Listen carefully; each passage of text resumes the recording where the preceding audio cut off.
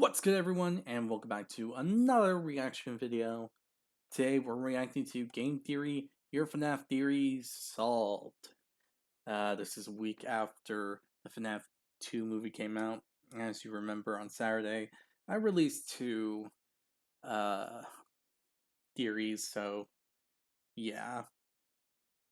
But other than that, I'm not gonna mention much of the movie because um well, some people haven't seen it, and I'm not gonna really spoil it for anyone. So yeah, so I'm gonna try to avoid saying anything about that. But as I mentioned before, we're back to another FNAF theory for game theory. So let's get around into it, shall we? Because your FNAF theory solved basically sounds like FNAF theories that were um like big questions, big ask, and and they're gonna try to solve it. See if it's true, see if it's false, all that kind of stuff. So, with that said, let's get around to this video. Hit the like button if you enjoyed this reaction video. Notification button to be notified immediately when the video comes out. And be sure to subscribe as well to support the channel on the content provided. And in the comment section below, if there's any videos you'd like to recommend that I should react to, put it down there, and I'll react to it as soon as possible. The link to this video is going to be down in the description below, so be sure to give Game Theory some love and support for the video that they made. Now with this all said, let's get around to the...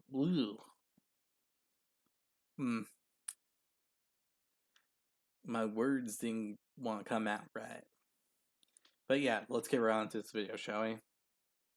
Who caused the bite of 83? Why does Monty What? hate Bonnie? And what does David Afton's favourite show have to do with the Mimic? All these questions and more are what I'm attempting to answer today.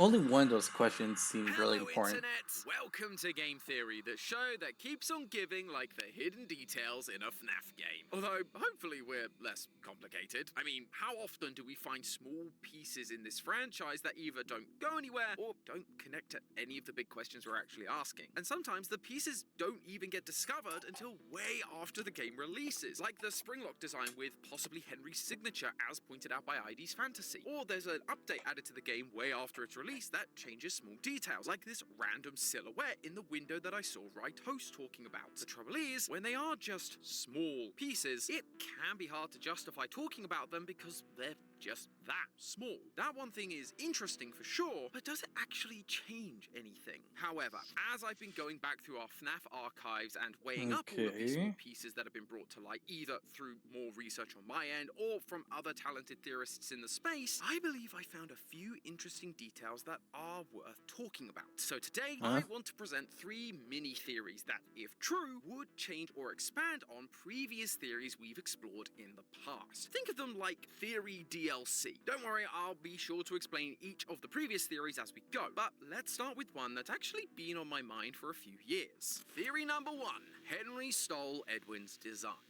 In my final Secret of the Mimic theory, I spoke a lot about whether Henry and Afton stole designs from Edwin Murray. I basically settled on the idea that the answer was kinda yes, although there was a chance that Henry did actually collaborate on some things with Edwin, and he definitely was designing some stuff himself, as he was the one changing the designs from Edwin. I got the change order from Hen last night. But after that video, in our live talkback, ID brought to my attention their video and the blueprint that, unlike all the others we see in Murray's Costume Manor, didn't have the MCM logo on it, but instead a signature that looks like it could be Henry's, adding credence to the fact that Henry was making stuff. She also has a really cool explanation for Henry's Prisons of My Making line, while also keeping the FNAF 1 animatronics as Edwin's designs like we see in the basement. Basically suggesting that Henry saw those designs, upgraded them to make the Endo O2s, and then put them in the shells that Edwin had been making for the classic animatronics, which is why in Into the Pit, which takes place in 1985, we see classic Freddy and the gang, but with Endo O2s inside them. It's a very cool video, and I highly recommend you watch it, but proving that Henry was I'm gonna leave that up to you. If you guys really think that this is a really important thing that I should react to, then I'm gonna allow you guys to suggest it. If you think so, then I'll go ahead and do it. Other than that, that is a really interesting detail, in all honesty. So, Edwin made the basic designs and all that, but Henry found ways to improve them, change them, upgrade them, and remodel them and all that, and put them into the body suits that Edwin made. So essentially, it could be that more of a basic collaboration. So I was kind of right on a theory that I mentioned when it came to Secrets of the Mimic. I mentioned, I think, I hopefully think I did. It's been a, it's been a hot minute. But I basically said that Henry and Edwin collaborated and they worked on designs, they worked on animatronics, and so on and so forth, which led to the probably Chica's the ones the animatronics that would be used for Chica's party world that Henry was in charge of and all that. But yeah, so this is cool to see that I was kind of right on that. Differently designing stuff got me thinking about what else we've attributed to him in the past. You see, over the years, we've focused a lot on Henry's design philosophy when it comes to animatronics. ID's theory would align with previous theories we've had about the Wizards definitely being early Henry designs, where we focused on aspects like the jaws to make that connection. The Withered animatronics have two types of jaws, a classic hinge and a separated mouth and head connected by piston-like bars. Now, the reason we felt like this could be attributed to Henry was because of the other times this design comes up in the franchise, namely FNAF 6. In that game, we're introduced to Lefty, a Freddy-like character designed specifically to capture the puppet. Henry tells us in the tapes that, You have all been called here. and so, with Lefty having the puppet inside, now being dragged back against its will, it stands to reason that Lefty was made by Henry. And wouldn't you know it, it too has the same piston-like jaw mechanism. We then see this repeated in other animatronics that connect to Lefty, the Rockstar animatronics, and we see it with the rudimentary, mediocre melodies. Now, for the longest time, even though you buy the mediocre melodies from a third party in the game, we theorized that these were actually shell companies for Henry to make his scheme happen. And thanks to stories like the Puppet Carver, that also include rudimentary animatronics for a banjo-playing pig and a frog, we felt like we were being shown that Henry was the creator of the mediocres, and that they were some of his first, hence the battery packs they needed to operate. However, this is where Secret of the Mimic comes in and completely upends the idea, like it did with so many other theories. Because in this game, we see original designs for these characters, like a frog, a pig, an elephant, and a hippo. So again, the initial characters feel like they were Edwin's. But the big issue is this message right here. Quote, me and Stan are out of here. It's time to jump ship before things get ugly. I have a bunch of Fiona's character patterns, and Stan is taking what he can. Join us. With everything we know about the restaurant project, we can start our own machine shop. So again, doubling down on the fact that these designs were originally part of Murray's. But the real important part is the name that's mentioned, Stan. That might not mean anything to you. It's a pretty generic name, to be honest, but it has shown up in this franchise once before, in FNAF 6. The company... Okay, so the mediocre melodies were taken by a other company. But I think somewhere along the line, Fazbear's bought out this company too, and use it more as a, I don't know, storage facility maybe. Side thing. I don't know. But for all we know, besides the mediocre melodies, Chica was probably still.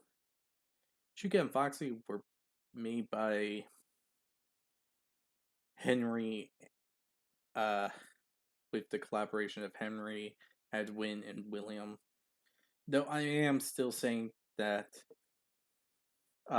William still holds all rights to Freddy and Bonnie.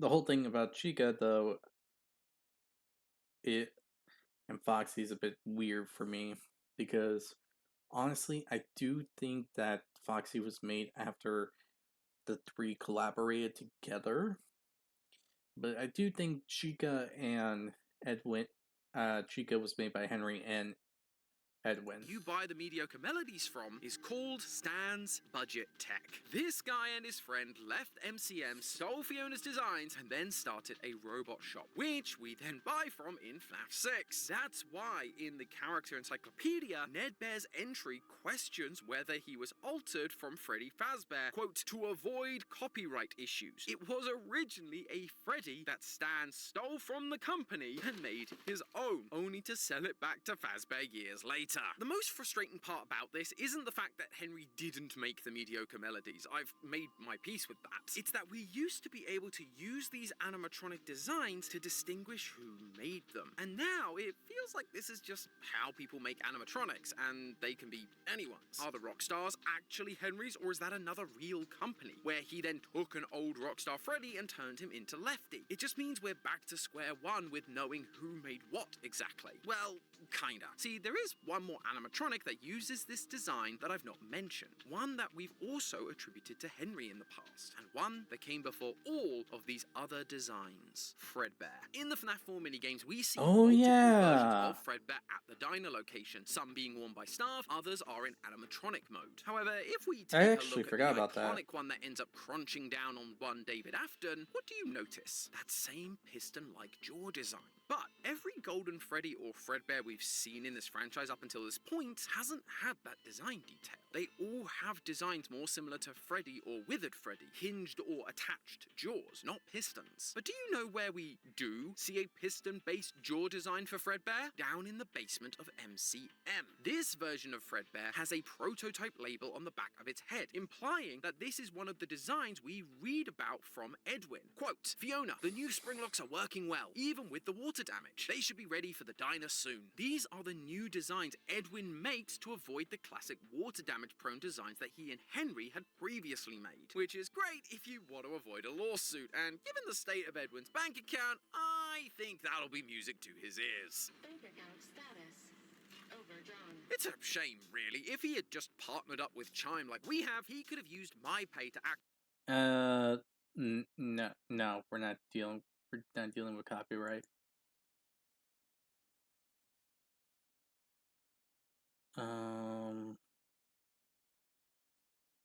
Right there? Nope.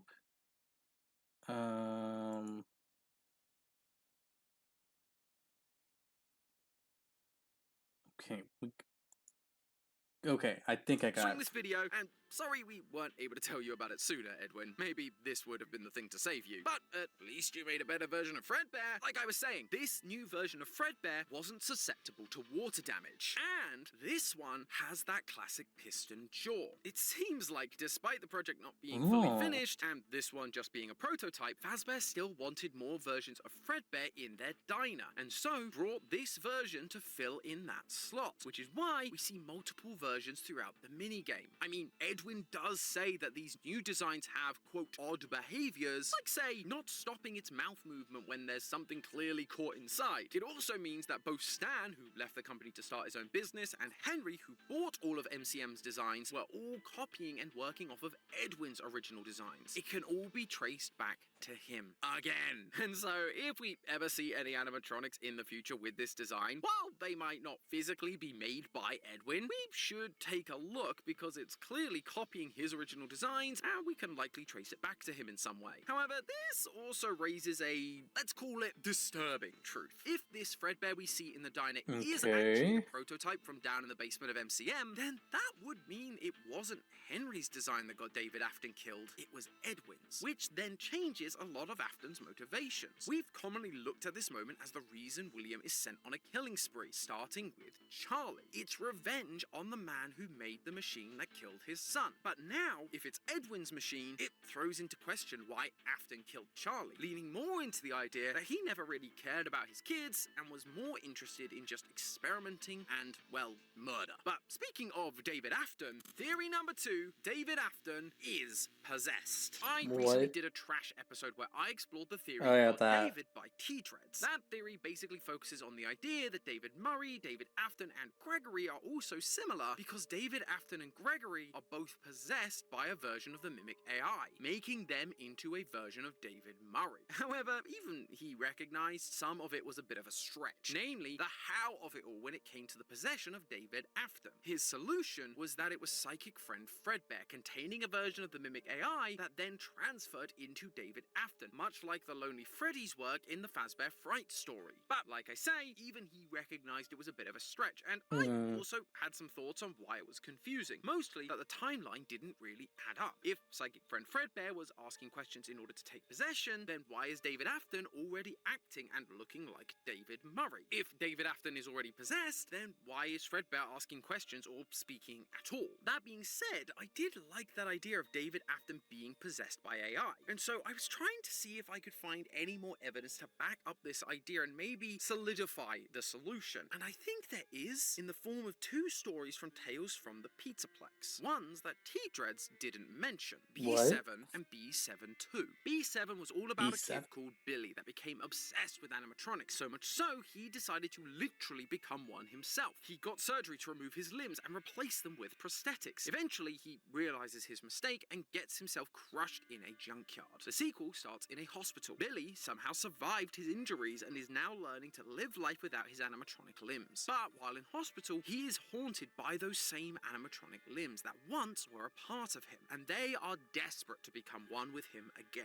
Eventually, he gets out and moves in with his grandmother, who ends up killing B7 in the end, allowing Billy to live life on his own, where he can go out and find his mysterious absent father, free from the torment. So why do I think this is important to the story of David Afton? Well, in my mind, for Scott to go back and tell more of a character's story implies there is more to this character and his story than we may have first thought. He's actively trying to draw our attention to it, and as I looked back over it, there are a few details that stood out to me that begin to connect the dots. Firstly, Grandma's house. Throughout this story, Billy is learning what it means to be a human after years of believing he's an animatronic, and so he is very detailed in his descriptions of things. But there are 2 details that keep popping up over and over again: flowers and a grandfather clock. Quote, Grandma's house was surrounded by several flower beds. The room's yellow walls were covered in paintings and photographs of flowers. In the corner of the living room, a heavily carved wood grandfather clock guarded the space. A big brass pendulum attached to a long metal rod swung back and forth inside the clock. Billy and his grandmother watched the grandfather clock's pendulum swing back and forth. There are a lot more examples, but you get the idea. Flowers and grandfather clocks are repeatedly pointed out, despite having little to no effect on the story. So my theorist brain goes, they keep mentioning it, why are they important? Well, when I see grandfather clock, I immediately think back to the old FNAF 4 house and dream theory. The grandfather clock was instrumental to those theories, and it's the only time we've ever seen a grandfather clock like this. And what else do we see around the FNAF 4 house? Several flower beds and pictures of flowers on the wall. Separate from grandmother's house, we're also following the idea of a robot wanting to join with a human to become its true self. And in God David, T-Dreads is theorizing that a version of the Mimic program is trying to merge with David Afton in order to become its true self again, David Murray. We also have a kid who believes he is a robot, which you could argue is what happened to David Afton when he becomes possessed by a robot AI. He's not actually becoming the real David Murray, he's becoming M2, an AI version of David, now just in human form. Then you throw in the mysterious absent father character, and it sure seems like Billy might be reflecting little old David in some way. But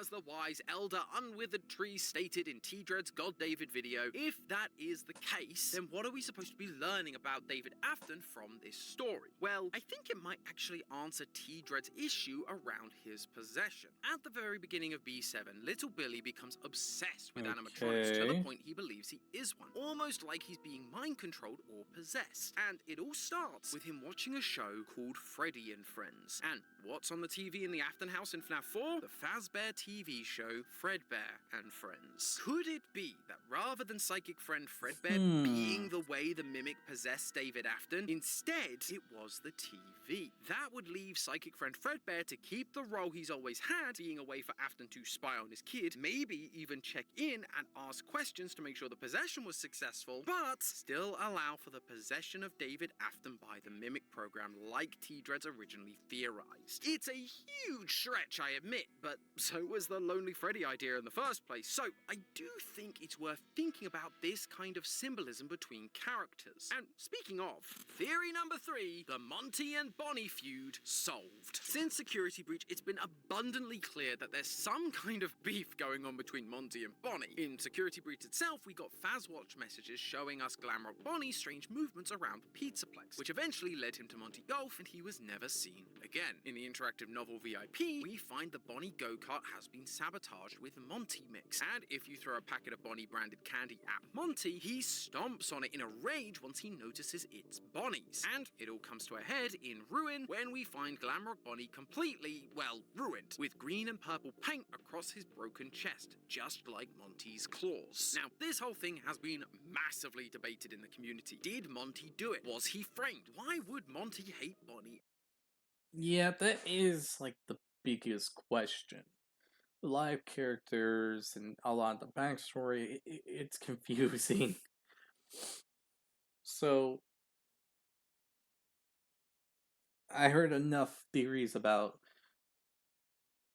who framed Monty, why did Monty do it, and so on. So At all. let's just hear I it think out. we can finally put this mystery to rest, and it's all Okay. because of symbolism. FNAF lore has always been complicated, What? and so over the years, instead of just relying on the physical evidence in front of us, we've tried to use methods like symbolism to help explain previously unexplainable situations. One of the examples we tend to use a lot is that Henry is associated with Freddy and Afton with Bonnie. They used to wear those costumes at the start of the franchise, like at Fredbear's Family Diner, and so anytime we see Freddy and Bonnie, we should be checking for some kind of symbolic double meaning about William and Henry. When Secret of the Mimic came out, the idea went a level deeper. We were introduced to the characters of Edwin and Fiona, and the fact that they were the original creators of the characters Chica and Foxy. Suddenly, we had our core 4 rounded up. We've got a female chicken designed by Fiona, a woman who was the first major death in the franchise. I was the first.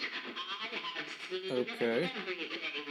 And we have a male tattered fox who was part of Edwin's big TV show idea. Realizing this, I was excited to dive into what that symbolism could mean for other parts of the franchise. That was until I saw this video by Gibby's Horror Homestead. The video is mostly talking about my theory as to whether Old Man Consequences is actually Edwin Murray in some way, which I have to say is awesome to see. Again, solving FNAF requires collaboration. But during that video, he points out that in the basement Proto Freddy's and in the storybook during the secret ending, it's not just 4 characters, it's 6. They add Bub and Monty to the mix. Gibby then suggests that while Edwin could be Foxy, it's equally likely it could be Monty, with Bub and Foxy representing other characters we may not fully know about. And when I heard that, I realized how much sense it made. Monty is all over MCM, but rather than the violent rock star we know from Security Breach, he's, for lack of a better term, a chill hillbilly croc. Hillbilly is historically a derogatory stereotype used for people who live in rural mountainous areas of the US and are often associated with being poor and unsophisticated. And now, this is going to come off as a very strange segue, but hear me out. Let's take a look at Edwin. As Arnold drives to MCM, there is nothing else around. Edwin lives on a hill in what feels like the middle of nowhere. He's isolated. He's also broke, especially by the time he ends up working on the Proto Freddy's in the basement. Bank account status. Overdrawn. 11. Loan payments are past due.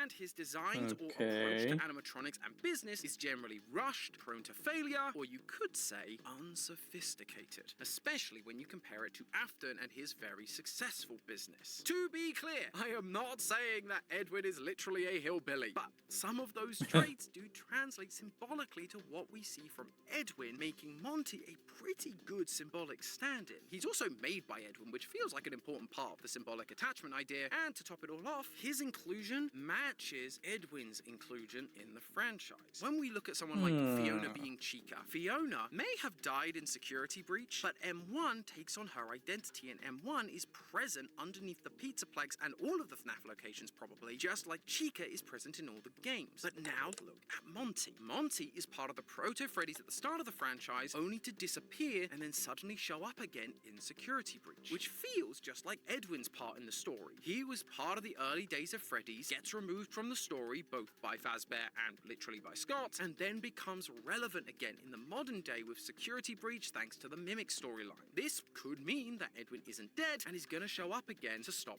the Mimic. Or it might mean I was right all along and Edwin is Old Man Consequences, and his association with Monty is why he appears with a crocodile head in Ultimate Custom Night and FNAF World. But regardless of how he's showing up, the idea that Monty symbolically represents Edwin finally explains the Monty and Bonnie feud. In The Storyteller from Tales from the Pizzaplex, we learn that the M1 program is put in charge of the Pizzaplex, literally connected to everything, and is responsible for creating new stories for these characters. Suddenly, they begin acting up, and I believe this is what we're seeing in Security Breach. An AI can't create stories. It's going to be remixing stuff from what it's seen and learnt. Throughout Secret of the Mimic, Edwin shows disdain for Afton and Fazbear. Someone told them about M2. Well, they can't have it. I'm not changing a single bit of her work, and they can't make me. Don't trust them.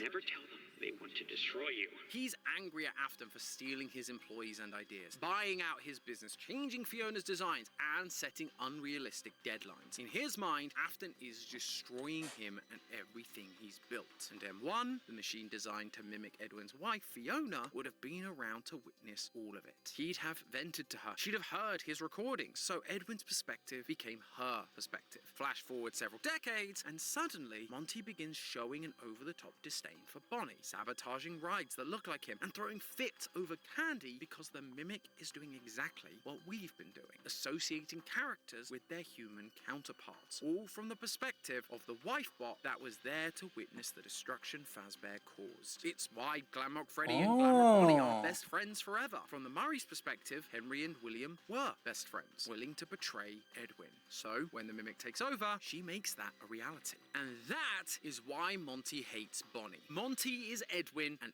Afton is Bonnie. Afton destroyed everything, and so Monty, under M1's influence, reacts badly to anything to do with him. Bonnie on a piece of candy and not him? It's a reminder of Afton's success over Edwin's. So he sabotages and destroys things, eventually leading him to take the ultimate revenge. The revenge Edwin wanted, destroying Bonnie, just like Afton had destroyed his life decades ago. And remember, even after Bonnie is destroyed, Monty doesn't stop. His next objective? Remove Glamrock Freddy from the picture too. During one of the endings, we see Monty becoming the star. And during Monty Golf, we see Monty take center stage, with Freddy in a dumpster. Because again, Afton wasn't the only one at fault. Henry, the man Edwin considered a friend, also betrayed him and sided with Afton. Oh, Fiona was right. They don't think of me as a friend anymore. This is the last project I ever do for them. And so, in this world where the Mimic is creating new stories, it's playing out the fantasy that Edwin dreamed of all those years ago,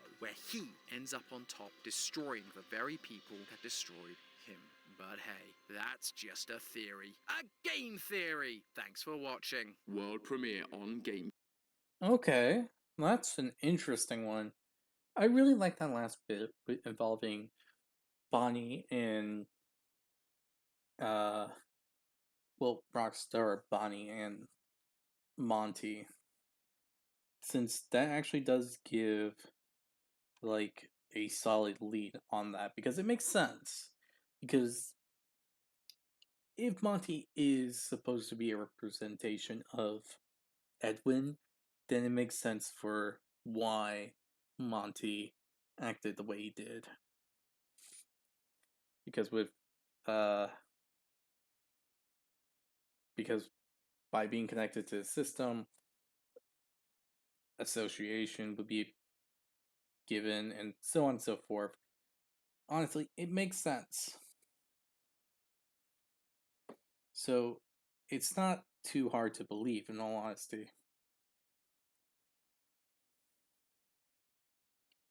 Hmm. So that leads to the next question. I'm still trying to figure out how the whole thing here works. Like, it makes sense, but also gets me a little lost. Like, hypnotism and all that, but I just feel like it might be more complex. That might be my issue. And now another thing about the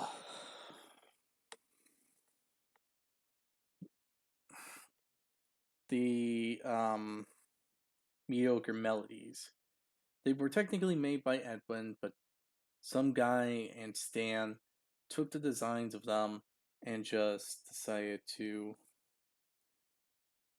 make their own company based off around those stolen designs, basically. Okay, that's not too crazy to believe, in all honesty, believe it or not, but it's still kind of crazy, nevertheless. Anyway, overall, this was an interesting theory. I got an explanation around the beginning about the mediocre melodies, creation of designs on characters, and so on. And along with the fact that I'm finally understanding Monty and Bonnie's feud. Well, the middle part being something I believe is more complicated, but it's gonna be what it's gonna be. Anyway, hope you all enjoyed this video. If you did, hit the like button below, hit the subscribe button to support the channel, support the content provided, and so on and so forth. Notification button to notify me when a video comes out. With all this said, I'll see you all in the next video. Bye! Or some weird hybrid theory being that he went there, he's gone, and he's trying to drag her there so she can be gone too. I don't know. But anyway, that's my thoughts on it. But evidence is clear, though. Hearing about the scripts again, that just honestly brings a bit of a mood. But then again, the fact that the carousel was involved still, it could just mean that what characters were attributed to it are not going to be exactly the same. It could have just been like, we were going to do these characters, but we decided to change it for other characters.